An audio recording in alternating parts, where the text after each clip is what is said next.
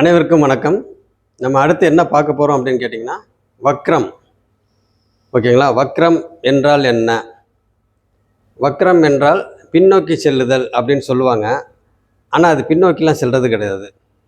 ஓகேங்களா? பின்னோக்கிலாம் செல்வது கிடையாது. அது எப்படி அப்படின்னாக்கா, நம்ம இப்போ வான் மண்டலத்தில் கிரகங்கள்லாம் சுற்றிக்கிட்டு இருக்கு.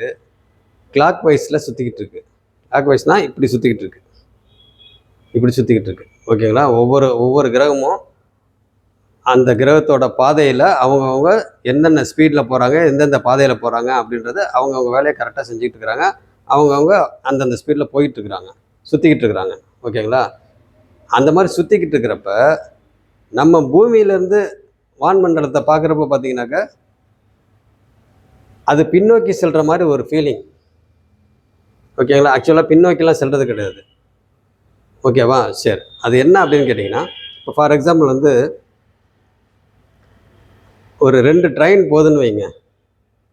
2 ட்ரெயின் ரயில்வே ஸ்டேஷன்லேருந்து இப்போ சென்ட்ரல் ரயில்வே ஸ்டேஷன்லேருந்து இது கிளம்புதுன்னு வைங்களேன். ஒரு ட்ரெயின் பெங்களூருக்கு போகுது, ஒரு ட்ரெயின் டெல்லி போகுதுன்னு வச்சுங்க. அப்போ ஒரு ட்ரெயின் பெங்களூர், ஒரு ட்ரெயின் டெல்லி. அப்போ போகிறப்ப 2 ட்ரெயின் கிளம்புது, ஒரே ஸ்பீடில் கிளம்புது. கிளம்பி கொஞ்சம் அப்படியே வேகம் எடுத்து ரெண்டுமே பார்த்தீங்கன்னா 30 கிலோமீட்டர் ஸ்பீடில் தான் போயிட்டுருக்குன்னு வைங்க. 30 கிலோமீட்டர் ஸ்பீடு, எனக்கு 20 கிலோமீட்டர் ஸ்பீடில் போயிட்டுருக்குது அப்படின்னாக்கா, அந்த பெங்களூர் ட்ரெயின் 20 கிலோமீட்டர் ஸ்பீடில் போகுது. டெல்லி ட்ரெயினும் பார்த்தீங்கன்னா 20 கிலோமீட்டர் ஸ்பீடில் போகுது. ஒரு ஸ்டேஜில் டெல்லி ட்ரெயின் மட்டும் ஒரு 25-30 கிலோமீட்டர் ஸ்பீடில் லைட்டாக ஸ்பீடு எடுக்குதுன்னு வைங்களேன். அந்த வேகத்தை அதிகம் பண்ணுறப்ப இந்த பெங்களூர் போகிற ட்ரெயின் பார்த்தீங்கன்னாக்கா, டக்குன்னு ஒரு செகண்ட் அந்த வேகம் டெல்லி ட்ரெயின் எடுக்கிற நேரத்தில் பார்த்தீங்கன்னா ஒரு செகண்ட் பார்த்தீங்கன்னாக்கா, இந்த ட்ரெயின் என்ன ஆகும், பெங்களூர் போகிற ட்ரெயின் டக்குன்னு ஒரு செகண்ட் அப்படி பின்னால் போகிற மாதிரி ஒரு ஃபீலிங் இருக்கும். புரிஞ்சுங்களா? இதை தான் வக்ரம். இதை தான் பின்னோக்கி செல்றது. இந்த பின்னோக்கி நம்ம ட்ரெயின் அதே ஸ்பீடில் தான் போயிட்டுருக்கு. பெங்களூர் ட்ரெயின் அதே ஸ்பீடில் தான் போயிட்டுருக்கு. ஆனால் தோற்றத்துக்கு இந்த ட்ரெயினில் இருக்கிறவங்களுக்கு அந்த ட்ரெயின், இந்த ட்ரெயின்லேருந்து அந்த ட்ரெயினில் பார்த்தீங்கன்னாக்கா அந்த ஃபீலிங் மாறுது இல்லையா? அந்த ஃபீலிங் தான் வக்ரம். ஓகேங்களா? அப்போ நம்ம பூமியிலேருந்து மேலே கிரகங்கள்லாம் சுற்றிட்டு இருக்கிற அந்த ஓடு பாதையை நம்ம பார்க்குறப்ப ஒவ்வொரு கிரகங்களும் ஒவ்வொரு ஸ்பீடில் போயிட்டு இருக்கிறப்ப திடீர்னு நம்ம பார்க்குறப்ப பார்த்தீங்கன்னாக்கா அந்த ஒரு ஃபீலிங் தான், பின்னோக்கி செல்கிற மாதிரி ஒரு ஃபீலிங் தான் பார்த்தீங்கன்னாக்கா வக்ரம். சரி, வக்ரமான கிரகங்கள் சிம்பிளாக புரிஞ்சுங்க, அவ்வளோதான். இது பெரிய இதெல்லாம் இது பண்ணி, ஏன்னா வக்ரமான கிரகங்கள் பெரிய மாற்றத்தெல்லாம் கொடுக்கறது கிடையாது. புரிஞ்சுக்கிட்டீங்களா? அதாவது உச்சமாயி வக்ரம் ஆகிறது அப்படின்றது அது கொஞ்சம் வித்தியாசமாக இருக்கும். ஆனால் சாதாரணமாக வக்ரமான கிரகங்கள் பெரிய மாற்றத்தெல்லாம் கொடுக்கறது கிடையாது. அதனால் அதை பலன் எடுக்கிறதுக்கு அது பெருசாக நம்ம இது பண்ணிக்க வேண்டியதில்லை. ஆனாலும் மனசில் வச்சுக்கணும். அதுக்காக அதை சுத்தமாக அவாய்ட் பண்ணணும் அப்படின்றதெல்லாம் கிடையாது. வக்ரமும் தேவை. ஆனால் அது எப்பப்போ நம்ம யூஸ் பண்ணணும், எப்பப்போ பலன் எடுக்கிறதுக்கு அது நம்ம முக்கியத்துவம் கொடுக்கணும் அப்படின்றத நம்ம போக போக நிறைய ஜாதகங்களை பார்க்குறப்ப நம்மளுக்கு தெரிய வரும். ஓகேங்களா? சரி, இப்போ வக்ரம் எப்படி கண்டுபிடிக்கிறது ஜாதகத்தில் அப்படின்னு பார்த்தோம்னா, ஒரு ஜாதகத்தில் சூரியன் இருக்குது இல்லைங்களா? சூரியன் இருக்கிற இடத்துலேருந்து 5வது வீடு, நான் இது ராசி கட்டத்தில் நான் போடுறேன். நான் வாயில் சொல்லிக்கிட்டே இருந்தோம்னாக்கா அது ஓகே. வக்ரம்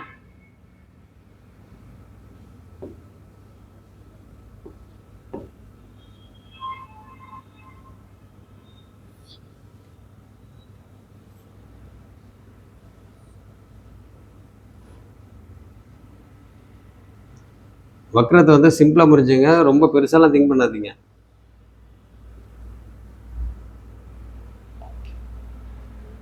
இப்போ சூரியன் இங்கே இருக்குன்னு வைங்க. சூரியன் இங்கே இருக்கு. ஓகேங்களா? சூரியன் இங்கேருந்து இப்போ இங்கே செவ்வாய் இருக்குன்னு வைங்க.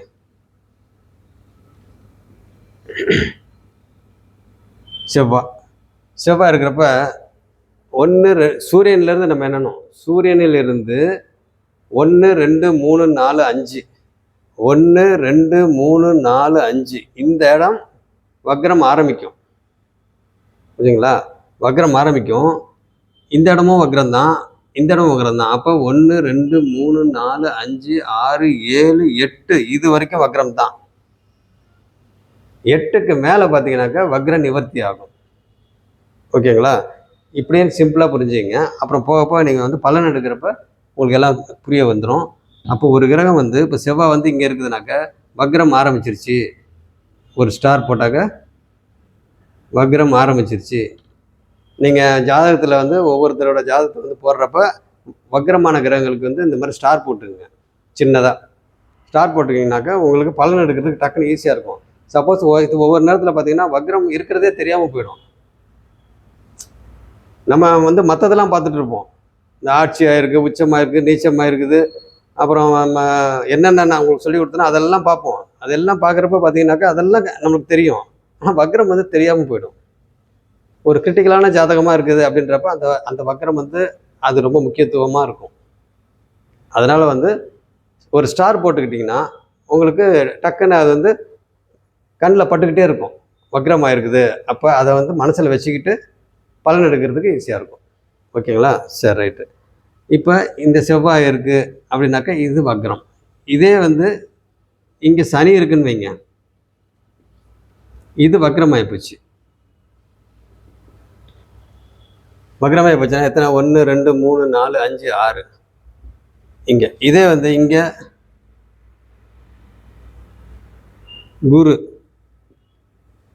குரு வந்து வக்ரமாக இருக்கார். இங்கே ஸ்டார் எல்லாத்துக்கும் நீங்கள் ஸ்டார் போட்டுங்க. குரு வக்ரம். அப்போ எது வரைக்கும் வக்ரம்னா சூரியனில் இருந்து 5 6 7 8 இங்கே வக்ரம் 5ல் வந்து ஆரம்பிக்கும்.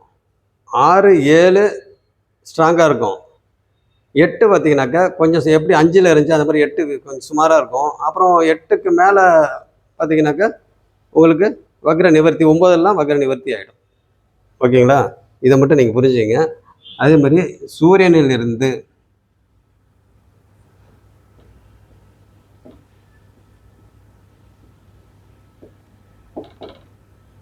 சூரியனில் இருந்து 5 6 7 8 இதாங்க வக்ரம். இந்த இதுதான் வந்து வக்ரம். சூரியனிலிருந்து 5 6 7 8 இதில் இருக்க கிரகங்கள் வந்து வக்ரமாகும். ஓகேங்களா? ராகு கேது ஏற்கனவே வக்ரத்தில் தான் இருக்குது. ராகுக்கு மற்ற கிரகங்கள்லாம் வந்து எப்படி சுற்றிக்கிட்டு இருக்கு? இப்படி சுற்றிக்கிட்டு இருக்கு. இந்த மாதிரி ராகு கேது மட்டும் பார்த்தீங்கன்னாக்கா இப்படி சுற்றிக்கிட்டு இருக்குது ஆப்போசிட்டாக. ஓகேங்களா? சரி, இவ்வளோதான். வக்ரம் வந்து உங்கள் பெருசாக இது பண்ணிக்காதீங்க. ஆனால் ஞாபகம் வச்சுக்கணும், பலன் இருக்குது. இதை பெருசாக இது வந்து இது பண்ணிக்காதீங்க அப்படின்னு சொல்கிறதெல்லாம் நான் சொல்லுவேன். ஆனால் நீங்கள் வந்து அதை மனசில் வச்சுக்கணும். அதுக்காக அதுக்கு தான் முக்கியத்துவம் கொடுக்கணும் அப்படின்றது கிடையாது.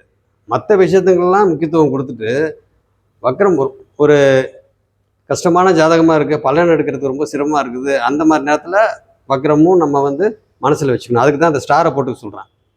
ஸ்டாரை இது போட்டுக்கிட்டிங்கன்னா அது நம்மளுக்கு மனசில் நிற்கும். அப்போ அதை வச்சு வக்ரமாயிருக்கு, அப்போ வந்து நம்ம இதுக்கு என்ன பண்ணணும் அப்படின்ட்டு டக்குன்னு நம்மளுக்கு தோணும். ஓகேங்களா? சரி, வக்ரம்ன்றது இதுதான். இதை சிம்பிளாக நீங்கள் புரிஞ்சுங்க.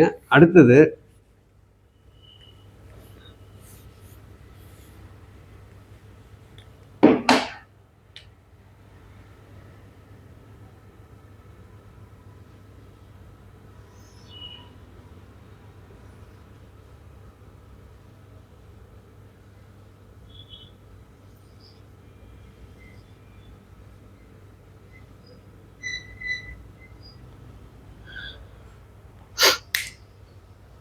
ஒவ்வொரு ராசியிலும், ஓகேங்களா, ஒவ்வொரு ராசியிலும் கிரகங்கள் வந்து எவ்வளோ நாள் பயணிக்கும், ஓகேங்களா, எவ்வளோ நாள் பயணிக்கும் அப்படின்ட்டு ஒரு இது இருக்குது. அதை வந்து நம்ம எவ்வளோ நாள் பயணிக்கும் அப்படின்றத நான் இங்கே எழுதி போடுறேன்.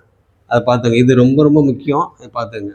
ஏன்னா இதெல்லாம் வந்து கோச்சாரன்றது ஏற்கனவே சொல்லி கொடுத்துருக்கேன் இல்லைங்களா. அட் ப்ரெசண்ட்டு வந்து வான் மண்டலத்தில் அந்த கிரகங்கள்லாம் எங்கெங்கே போயிட்டுருக்குது, எவ்வளோ நாள் வந்து போகும், எந்தெந்த அதோட பயணிக்கிற நாள் வந்து எவ்வளோ நாள், ஒவ்வொரு இடத்துலையும் அது தங்கி போகிறப்ப கோச்சாரப்படி மற்ற கிரகங்கள்லாம் எப்படி இருக்குது, அது நம்மளுக்கு சாதகமாக இருக்கா பாதகமாக இருக்குதா, அப்போ நம்மளுக்கு என்ன பண்ணும் அப்படின்றதெல்லாம் வந்து சொல்கிறதுக்கு இந்த நாட்கள் வந்து நீங்கள் தெரிஞ்சுக்கணும். ஃபஸ்ட்டு வந்து சூரியன், சந்திரன்,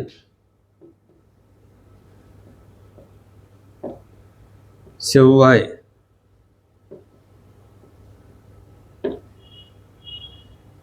சூரியன், சந்திரன், செவ்வாய். அடுத்தது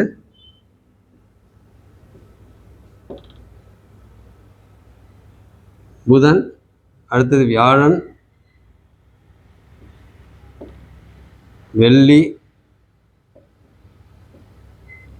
சனி. வெள்ளின்னு வேண்டாம், சுக்கிரன் போட்டுங்க. வியாழன்றது குருன்னு போட்டுங்க. வியாழன், குரு, சுக்கிரன், சுக்கிரன் சனி. எவ்வளோ எத்தனை ஆச்சு? 1 2 3 4 5 6 7 ஆச்சுங்களா? அடுத்தது என்ன இருக்குது? ராகு கேது.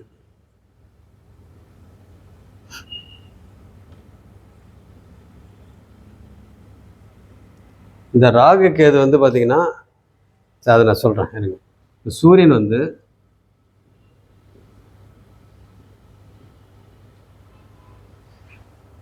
இந்த சூரியன் வந்து ஒரு ராசியில் எவ்வளோ நாள் பயணிக்கும் அப்படின்னு கேட்டிங்கன்னா 30 நாள் பயணிக்கும். எது? 30 நாட்கள்.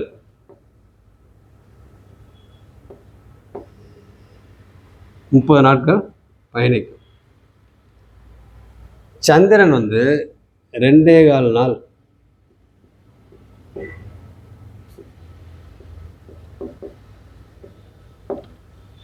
நாட்கள். ஓகேங்களா? அடுத்து செவ்வாய் வந்து 45 நாள். 45 நாட்கள். புதன் வந்து 30 நாள்.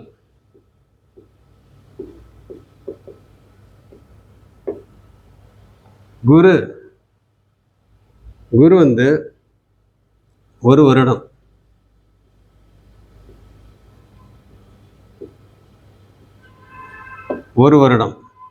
சுக்கிரன் வந்து 30 நாள். 30 நாட்கள். சனி வந்து 2.5 வருஷம். 2.5 வருடங்கள்.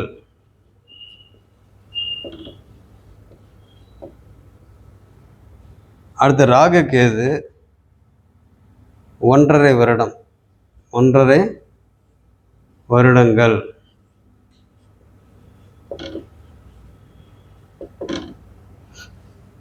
ஓகேங்களா? சரி. இப்போ சூரியன் வந்து இந்த இடத்துல மேஷத்தில் ஏற்கனவே சொல்லுங்களேன், இந்த இது டிகிரி சொன்ன பாருங்க, 0 டிகிரியில் அங்கே வந்து 0 டிகிரியில் அங்கே வந்து ஆரம்பிக்குது அப்படின்னாக்க கரெக்டாக இங்கேருந்து இங்கே ஆரம்பிச்சு 0 டிகிரியில் ஆரம்பிச்சு கரெக்டாக 30 டிகிரி 30 டிகிரி 30 டிகிரி 30 டிகிரி பார்த்தீங்கன்னா ஒவ்வொரு நாளைக்கும் ஒவ்வொரு டிகிரி மூவ் ஆகிட்டு 30 நாள் அங்கேருந்து அது மாதிரி ஒவ்வொரு ராசியிலையும் வந்து அது மூவ் பண்ணிக்கிட்டு போயிட்டே இருக்கும். ஓகேங்களா? அப்போ ஒவ்வொரு ராசியிலும் 30 நாள் வந்து இது சூரியன் இருக்கும். அதே மாதிரி சந்திரன் வந்து ஒரு ராசியில் 2.25 நாள் தான் இருக்கும். 2.25 நாள் தான் பயணிக்கும். 2.25 நாள் முடிஞ்ச உடனே அடுத்த ராசிக்கு போயிடும். ஓகேங்களா? சரி. அடுத்தது செவ்வாய் வந்து 45 நாள். 45 அந்த ஒரு ராசியை வந்து மூவ் பண்ணுறதுக்கு இது பயணிக்கிறதுக்கு 45 நாள் எடுத்துக்கும். திருப்பி 45 நாள் முடிஞ்ச உடனே அடுத்த ராசிக்கு போயிடும். அந்த மாதிரி ஒவ்வொரு ராசியிலையும் 45 நாளில் இது பயணிக்கும். ஓகேங்களா? அடுத்தது புதன் வந்து 30 நாள். ஒவ்வொரு ராசியிலும் 30 நாள் இருக்கும். பயணிச்சுட்டு அடுத்த ராசியில் 30 நாள் முடிஞ்சோன்னா அடுத்த ராசி போயிடும். அடுத்தது குரு வந்து ஒரு ராசியில் 1 வருஷம் இருக்கும். ஓகேங்களா? 1 வருஷம். 1 வருஷத்துக்கு ஒரு முறை தானே அந்த குரு பயிற்சி அப்படின்னு சொல்கிறாங்க. குரு பயிற்சி எவ்வளோ நாளைக்கு ஒரு டைமு? 1 வருஷத்துக்கு ஒரு டைமு. ஓகே. அதேமாதிரி வந்து அப்போ ஒரு ராசியில் 1 வருஷம் இருந்துட்டு அடுத்த ராசியில் ஒரு வருஷம். அந்த மாதிரி ஒவ்வொரு இது ராசியிலையும் பார்த்தீங்கன்னா ஒவ்வொரு வருஷம் குரு இருந்துட்டு அவர் பயணிச்சுட்டு போயிட்டே இருப்பார். அப்போ அந்த 12 ராசியவும் ஒரு சுற்றிட்டு வர்றதுக்கு அது எடுத்துக்கிற இது இது எவ்வளோ நாள் எடுத்துக்குதுன்னா ஒரு வருஷம் எடுத்துக்குது. அதே மாதிரி சுக்கிரன் பார்த்தீங்கன்னாக்கா 30 நாள். சனி வந்து 2.5 வருஷம் இருக்கிறதுலே ஸ்லோ பிளானட், மெதுவாக செல்கிற பிளானட். அதனால தான் பார்த்தீங்கன்னா 7.5 நாட்டு சனி, அந்த ஜென்ம சனி இதெல்லாம் வந்தாக்க 2.5 வருஷம் படாத பாடுபடுத்திடும், தாங்க முடியாது. அதனால தான் இந்த ஜென்ம சனி நடக்கிறப்ப, இந்த அஷ்டமத்து சனி நடக்கிறப்ப இதெல்லாம் பார்த்தீங்கன்னாக்கா பிரச்சனை வர்றதுக்கெலாம் காரணம் அதுதான். ஏன்னா ஸ்லோ பிளானட். சனி வந்து ஏற்கனவே நான் சொல்லியிருக்கேன், சனி வந்து என்னது இருக்கிற இடத்தையும் இது கெடுப்பார், பார்க்குற இடத்தையும் கெடுப்பார். ஓகேங்களா? அதனால் சனி வந்து சந்திரன் மாதிரி வேகமாக போயிடுச்சுருந்தாக்கா பிரச்சனையே இல்லை. ஸ்லோவாக போகிறனால தான் நமக்கு நின்று எல்லாத்துக்கும் பிரச்சனையை கொடுத்துட்டு போகிறது. ஓகேங்களா? அதனால ஸ்லோ பிளானட். ராகுக்கு இது பார்த்திங்கன்னா 1.5 வருஷம், 1.5 வருடங்கள்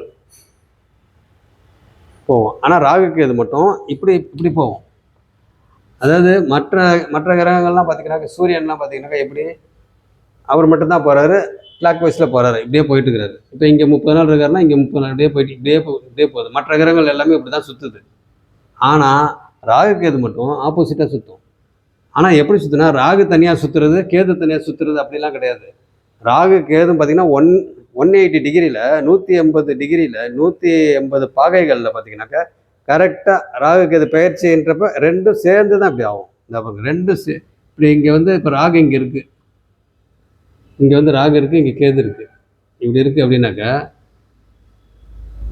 ராகு கேது பயிற்சி ஆகுதுனாக்கா டக்குன்னு ரெண்டுமே 180 பாகைகளில் பார்த்தீங்கன்னா டக்குன்னு இப்படி வந்துடும். சரிங்களா? இப்படி வந்துடும். திருப்பி அடுத்த 1.5 வருஷம் கழிச்சு பார்த்தீங்கன்னா மறுபடியும் இப்படி வந்துடும். சரி, ரெண்டும் சேர்ந்து தான் இப்படி போகும். அப்படி மூவ் ஆகும். ஆக ரிவர்ஸில் தான் இப்படி போகும். மற்ற கிரகங்கள்லாம் இப்படி சுற்றிக்கிட்டு இருக்கும், இது மட்டும் இப்படி வந்துட்டு இருக்கும். அப்போ அதையும் மனசில் வச்சுக்கிட்டு தான் பலன் எடுக்கணும். ஓகேங்களா? சரி, அவ்வளோதான். மற்றபடி இது நம்ம கிரகங்கள்லாம் வந்து ராசி கட்டத்தில் ராசிங்களில் ராசி சக்கரத்தில் எவ்வளோ நாள் வந்து சஞ்சரிக்குது, சஞ்சாரம் பண்ணுது, எவ்வளோ நாள் பயணிக்குது அப்படின்றது இதுதான் விஷயம். சிம்பிளாக புரிஞ்சுங்க.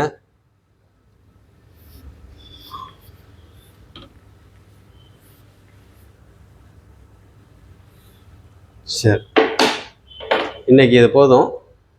நாளைக்கு வந்து அடுத்த வகுப்பில் என்னன்றதை நான் சொல்கிறேன். ஓகேங்களா? சரி, தட முடிச்சுக்கிறேன். நன்றி.